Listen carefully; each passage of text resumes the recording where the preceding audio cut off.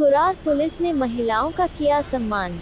मुंबई की कुरार पुलिस ने अंतर्राष्ट्रीय महिला दिवस पर महिलाओं का सम्मान किया। इस महिला दिवस पर जोन 12 की डीसीपी स्मिता पाटिल व कुरार पुलिस के वरिष्ठ पुलिस निरीक्षक जनार्दन परबकर ने अधिकारियों के साथ कई शिकायतकर्ता महिलाओं का समाधान किया। सभी महिलाओं ने कुरार पुलिस का आभार माना। पेश है हमारे संवाददाता की खास रिपोर्ट।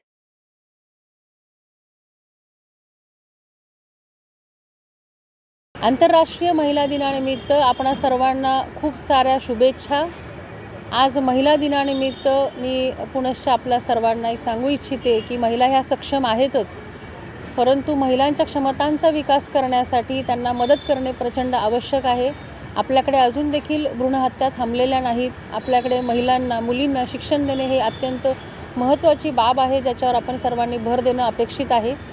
आपल्या सर्वांना पुन्हा एकदा शुभेच्छा देते। त्याचप्रमाणे पोलीस विभागातर्फे ज्या पीडित शोषित महिला आहेत त्यांच्या बाबतीमध्ये आम्ही नेहमी मदतीसाठी आमचा हात कायम पुढे असतो आणि आम्ही जे गुन्हे दाखल होतात त्यामध्ये देखील आम्ही त्यापुढचा तपास पूर्ण करून त्या महिलेला त्या ठिकाणी न्याय देण्याचा पूर्ण प्रयत्न करीत असतो।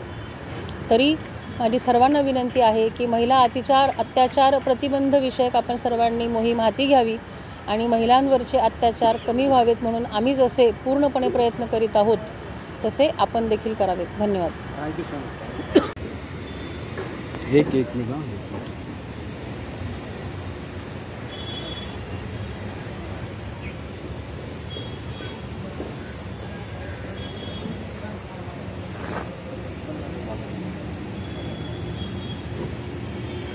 जागतिक महिला दिन है 8 मार्च, तो उस अवसर पर हमने जितने भी हमारे महिला कंप्लेनेंट थे या महिला फिरियादी थे उनको यहाँ पे बुला के उनकी समस्या का, उनकी तकरार का निवारण करने का प्रयास किया है।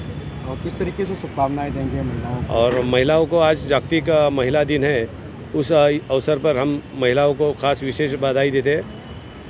अगर मैं सभी महिलाओं को ये एक संदेश देना चाहता हूँ कि महिला के विषय में जो भी क्राइम होता है, अगर आपके एरिया में नज़र आता है, आपके सामने अगर होता है तो तुरंत हम पुलिस को 112 डायल कीजिए। आपके यहाँ पे तुरंत पुलिस आ जाएगी। अगर आपको पुलिस स्टेशन में आके कंप्लेंट करना है तो आप तुरंत आ जाइए, आपको समस्या का समाधान किया जाएगा। Okay, thank you.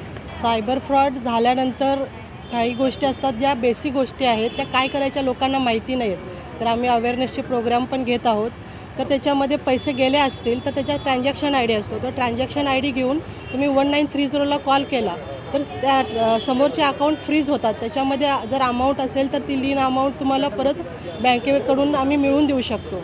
पण ह्याच्यामध्ये जास्त महिला फसतात, कारण त्या घरी असतात, एकट्या असतात, टेलिग्राम टास्क असतो किंवा वर्क फ्रॉम होम करायचं असतं।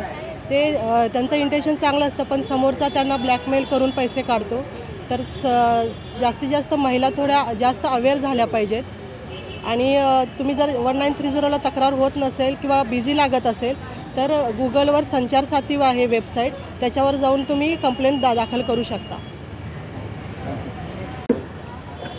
सर क्या कहेंगे नशा मुक्ति का जिस तरीके से एक दौर चल रहा है, ऐसे में किस तरीके से अगर सच कहो तो ये दौर पहले से चल रहा है, लेकिन अभी जो कुरार पुलिस और पूरी मुंबई पुलिस ने पिछले एक 15-20 दिन में जो कार्रवाई किए हैं वो आपको ही पता है कि क्या लेवल पे कार्रवाई हुआ है। इसलिए अभी जो हमारे जो जुरिडिक्शन में है या मुंबई के जो जुरिडिक्शन में है, जो नशा बेचने वाले और नशा करने वाले ये सब लोग के ऊपर कार्रवाई किया है, उसके ऊपर प्रतिबंधात्मक कार्रवाई भी किया है। इसलिए अभी जो माहौल है वो लोगों के अंदर डर है, तो अभी वो नशा मुक्ति का जो भी प्रमाण है वो कम हुआ है और धीरे धीरे उसको पूरा समूळ नष्ट करेंगे मुंबई का, हे पुलिस का एक दावा आहे। हे वाचवण्यासाठी कसं काय मेसेज आहे, कसं ते सत्र कसं राहायचं त्यामध्ये आम्ही स्कूल, कॉलेज आणि इतर जे समाजामध्ये वैयक्तिक मीटिंग घेऊन त्यांच्यामध्ये एक अवेअरनेस देतो की हे नशामुक्तीमधून मुलांचं भवितव्य कसं बिघडते आहे। आजकालच्या धावपळीच्या युगामध्ये आईवडील आणि मुलं यामध्ये बराचसा अंतर झालेला आहे, तर ते त्यांना मग एकत्र येऊन त्याच्यामध्ये अवेअरनेस म्हणून मोबाईलमधून कसे गुन्हे प्रकार वाढतात, मोबाईलच्या मार्फत कसं ड्रग्स एकमेकांना कॉन्टॅक्टमध्ये येतात, हे सुद्धा त्यांच्यामध्ये आम्ही अवेअरनेस आणून दिलेलं आहे। आणि त्यावर आम्ही वारंवार त्यांच्या संपर्कामध्ये राहून त्यांना परत अवेअर करू। सर आईपीसी को लेकर के कहीं ना कहीं बीएनएस का नया लॉ आया है, किस तरीके से मैसेज देंगे लोगों को जागरूक करने के लिए? केंद्र शासनाने सन 2023मध्ये नवीन कायदे जुने तीन कायदे होते त्याच्या संदर्भात दुरुस्ती करून नवीन कायदे केलेले आहेत। त्या नवीन कायद्यांचं नाव असं की भारतीय न्याय संहिता, जी की पूर्वी आपलं भारतीय दंड संहिता होतं। म्हणजे त्या नावातच आपण बघू शकतो की न्याय देण्याच्यासाठी हे कायद्याचं नावच तसं बनवलेलं आहे। त्याच्यात नवीन कायद्यांचे दुरुस्ती केले आहे। नवीन आता संगणकासंदर्भात काही गोष्टी असतील, काही महिलांच्या संदर्भात नवीन ॲडिशन केलेलं आहे त्याच्यामध्ये।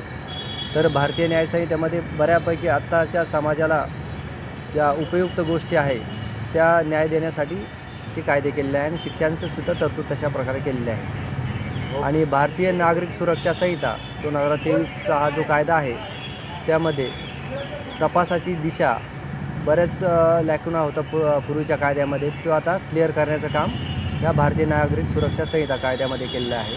आणि भारतीय साक्ष अधिनियम हा जो नवीन कायदा आहे, पूर्वीचा जो होता भारतीय पुरावा कायदा, तर त्यामध्ये आता ई साक्ष हे ॲप पण शासनाने लॉन्च केलेलं आहे।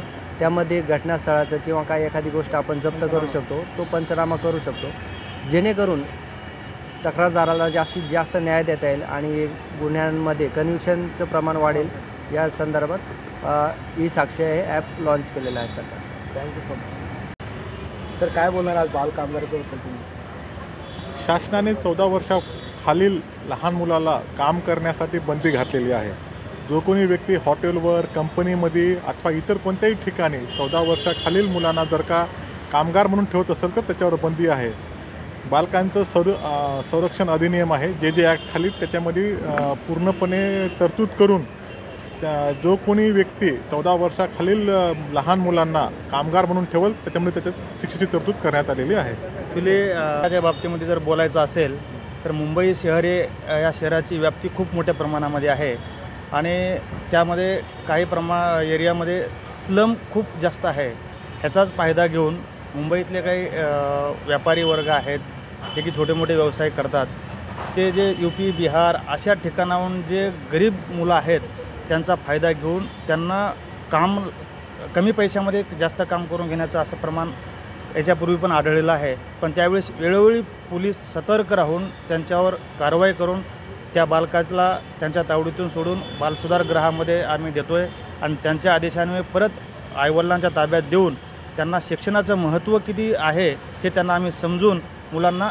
शिक्षण घेण्यासाठी आम्ही अवेअर करतो आहे। तर गळफास घेणारे भरपूर पद्धती वाढलेली आहे, असं फ्रस्ट्रेशन कुठे ना कुठे असतं, त्या संदर्भात काय मॅसेज? ॲक्च्युली तो विषय पोलिसांचा नाही आहे। आता गळफास घेण्यामागे जो कोणी व्यक्ती गळफास घेतो त्याला अनेक कारणं आहेत। त्याला फ्रस्ट्रेशन आहे, त्याचा इकॉनॉमिक विषय असू शकतो, त्याचा फॅमिली विषय असू शकतो। पण एकंदरीत आपण असा विषय काढू की एक शिक्षणाचं एक कमी प्रमाण आहे मुलांमध्ये। जर शिक्षण त्यांच्यामध्ये असतं, अवेअरनेस असतं तर ते काहीतरी वेगळा निर्णय घेऊ शकले असते। त्याच्यासाठी सुद्धा पोलिसाच्या स्तरावर वेळोवेळी त्यांना मार्गदर्शन करून त्यांना मन परिवर्तन करण्याचा पोलिसांनी प्रयत्न केलेलाच आहे। सर हालांकि कुरार में कहीं ना कहीं क्राइम का ग्राफ कम है, लेकिन और भी ग्राफ दूसरे तरीके से कहीं ना कहीं बढ़ने के तागार पर पहुंच सकते हैं, तो ऐसे में किस तरीके जागरूक करना चाहिए? आम्ही मागल्या आठवड्यात तसेच 15 दिवसापूर्वी DCP मॅडमच्या आदेशाने व वरिष्ठ पोलीस निरीक्षक साहेबांच्या आदेशाने कुरार पोलीस ठाण्यामध्ये जे गर्दुले किंवा जे बसतात, रस्त्यावर बसतात, अजून ग्राउंडला बसतात किंवा रिक्षा स्टँडमध्ये बसतात, त्यांच्या वरिष्ठांच्या मार्गदर्शनाखाली आम्ही मोहीम चालू केली। त्यावेळेस नागरिकांना पण आम्ही सतर्क केलं की तुम्हाला जे गर्दुले त्रास देतात किंवा जे दारुडे रस्त्याच्याकडे दारू पितात तर आम्हाला सांगा। त्यांच्या वरिष्ठांच्या मार्गदर्शनाखाली आम्ही 15 दिवसापासून 1 महिन्यापासून मोहीम चालू केलेली आहे। त्यांचा प्रमाण कमी झालेलं आहे, त्यांच्यावर आम्ही व्यवस्थित कारवाई करण्यात आलेली आहे। Okay, thank you.